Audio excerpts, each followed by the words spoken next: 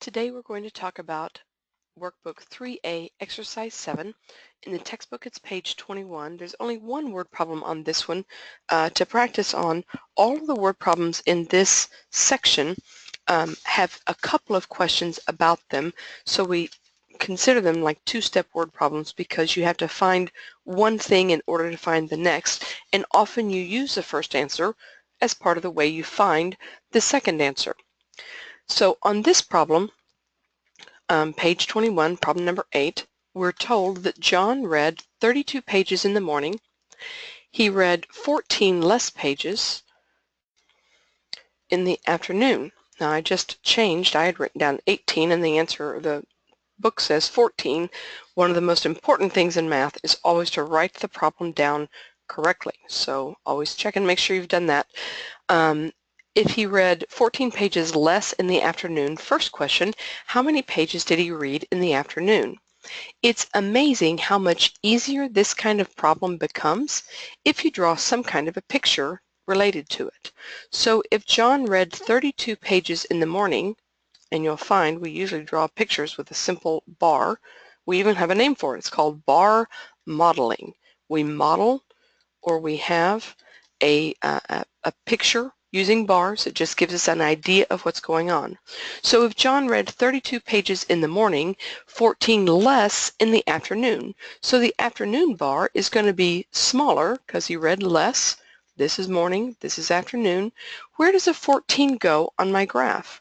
When I draw this picture, what is 14? Well, 14 is how much less he read. So 14 more in the morning or 14 less in the afternoon, it tells us that this part of the graph is 14. Notice that these two parts of the graph are going to be equal. That's the important thing.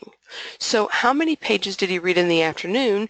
He read 32 less than what he read, 14 less than the 32 that he read in the morning. If I got rid of, that's subtracting, getting rid of 14, what is left in the morning would be the same as what he read in the afternoon. Okay, you've already figured out that we're not going to just solve 32 minus 14 in one way. If I were doing this, in my mind, I would think 14 going to 32, I need to add 6 to get me to 20.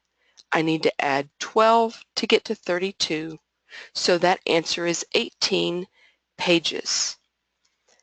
If you would prefer to write it as vertical subtraction and borrow from the tens to get a 12, 2 tens and 12 ones. Remember, 2 tens, 12 ones is the same thing as 3 tens, 2 ones.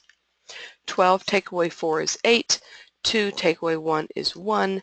That's 18 as well.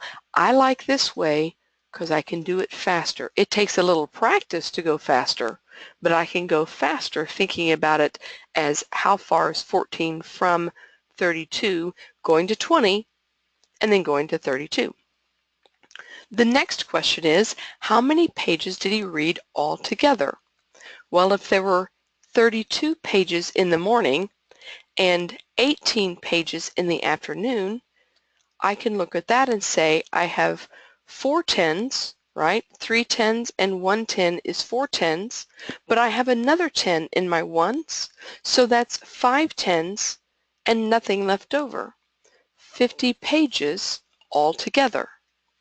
Again, 32 plus 18 can be added like this.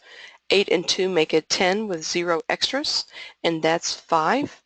But I like doing it where I can look at the numbers and think about tens and ones and combine them. Practice.